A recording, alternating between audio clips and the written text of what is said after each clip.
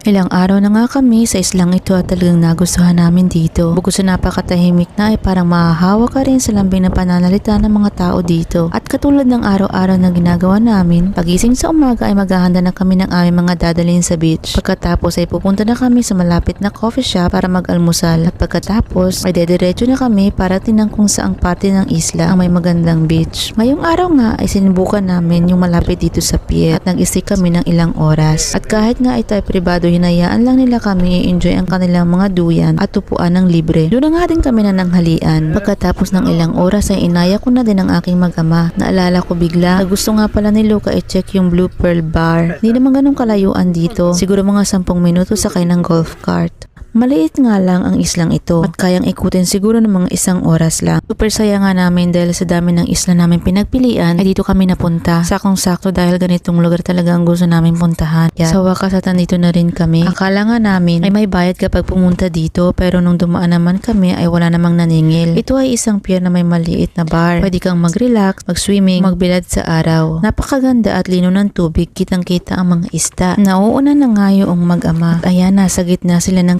initan. Pero ako doon lang ako sa bar para malilom dahil napakatindi ng sikat ng araw ngayon. Siguro mga 2:30 na ng hapon. Si Marco naman ay parunat pa rito. Ingatan lang ang mga gamit dahil may mga siwang ang sahig. Pagkalipas nga ng ilang oras ay bumalik na din kami sa aming hotel.